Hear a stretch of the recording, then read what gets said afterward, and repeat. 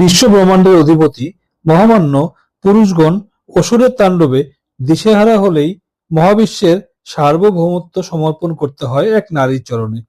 নরমুণ্ডের অলঙ্কার পরিধান করে চণ্ডীর সংহার লীলা বেশ সুশৃঙ্খল ভাবেই ছিল, কিন্তু গোল বাঁধল অনিয়ন্ত্রিত সেই বিজয় তাণ্ডবে। যে উগ্র তাণ্ডবে সৃষ্টি ধ্বংসের দ্বারপ্রান্তে পৌঁছেছিল তা থামাতে পরমেশ্বর মহাদেবকে গ্রহণ করতে হলো এক অদ্ভুত পতি বিনম্র কৌশল।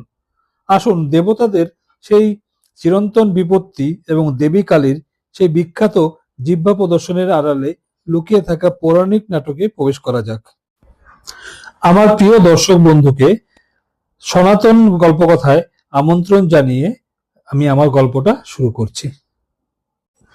পুরাণ অনুযায়ী এক সময় রক্তবীজ নামক এক মহাশক্তিশালী অসুর স্বর্গ ও মর্তে রাজত্ব শুরু করেছিল। ব্রহ্মা ও মহাদেবের তপস্যা করে সে এক অদ্ভুত বর লাভ করেছিল। বরটি ছিল তার শরীর থেকে ঝরে পড়া ও এক ফোঁটা রক্তও যদি মাটিতে পড়ে তবে সেই রক্তবিন্দু থেকে তৎক্ষণাৎ তার মতোই হাজার হাজার নতুন রক্তবীজ অসুরের জন্ম হবে। এই বরের অহংকারে রক্তবীজ দেবতাদের স্বর্গলোক থেকে তাড়িয়ে দিল এবং পুরো ত্রিভুবনে অত্যাচার ও অধর্ম ছড়িয়ে দিল। দেবতাদের প্রার্থনা সাড়া দিয়ে মহাশক্তি দেবী দুর্গা রক্তবীজের মুখোমুখি হন। দেবী দুর্গা তার অস্ত্র দিয়ে রক্তবীজকে আঘাত করতে শুরু করলেন, কিন্তু দেবী যতবারই তাকে খড়গ দিয়ে আঘাত করছিলেন দানব রক্তবীজের শরীর থেকে রক্ত গড়িয়ে মাটিতে পড়ছিল, আর সেই মাটিতে পড়া প্রতিটি রক্তের ফোঁটা থেকে মুহূর্তের মধ্যে হাজার হাজার নতুন রক্তবীজ সৃষ্টি হয়ে চারদিক ঘিরে ফেলছিল। যুদ্ধের ময়দানে কোটি কোটি অসুরে ভরে গেল এবং দেবতারা মহা চিন্তায় পড়ে গেলেন। পরিস্থিতি হাতের বাইরে চলে যেতে দেখে দেবী দুর্গা অত্যন্ত ক্রুদ্ধ হয়ে ওঠেন। তার সেই চণ্ড ও চরম ক্রোধ থেকে দেবী দুর্গার ললাট ফেটে আবির্ভূত হন কৃষ্ণবর্ণের ভয়াল রূপ দেবী মহামায়া কালী।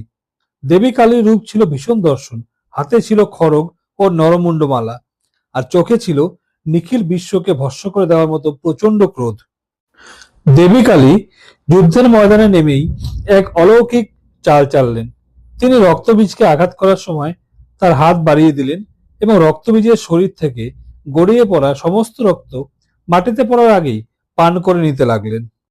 এক ফোঁটা রক্ত মাটিতে পড়তে না দেওয়ায় নতুন কোনো রক্তবীজ সৃষ্টি হতে পারল না।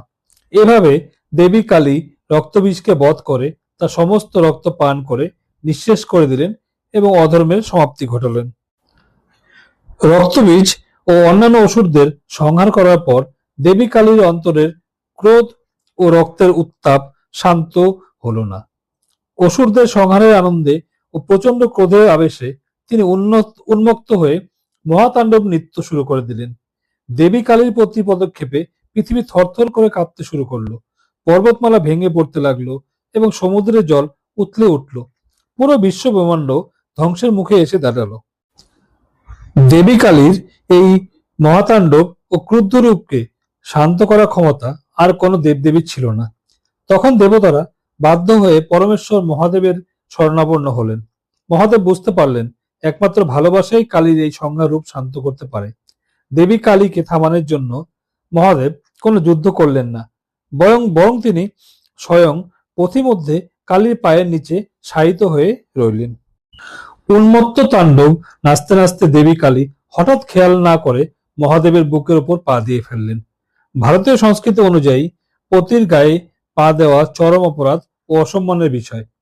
পতি শিবের চরণে নিজের পা স্পর্শ হতেই দেবী কালীর চেতনার উদয় হলো এবং ক্রোধ নিমেষে দূর হয়ে গেল। তিনি অত্যন্ত লজ্জিত ও অনুতপ্ত হলেন। লজ্জা ও অনুশোচনায় হঠাৎ মুখ থেকে তার জিহ্বা বাইরে বেরিয়ে আসে।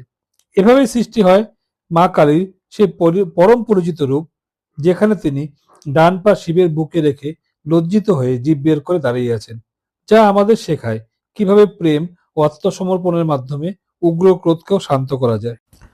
দিন শেষে এটাই প্রমাণিত হয় নিখিল ব্রহ্মাণ্ডের মহগ্র উন্মাদনাকেও এক নিমেষে স্তব্ধ করে দিতে পারে সামান্য এক অনুশোচনার আত্মোপলব্ধি।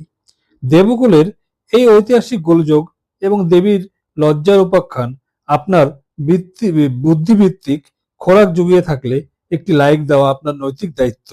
পৌরাণিক সংবাদের সুষ্ঠু প্রচার নিশ্চিন্তে এবং অ্যালগরিদমের স্বার্থে ভিডিওটি আপনার মতো জ্ঞান পিপাসু মানুষদের নিকট শেয়ার করার আহ্বান জানাচ্ছি।